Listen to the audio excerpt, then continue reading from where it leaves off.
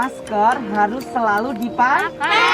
Nah, ini kita akan main bersama. Jadi kegiatannya hari ini kita adalah cooking class. Apa namanya? Cooking class. Hari ini ada kerjasama tim. Apa namanya? Kerjasama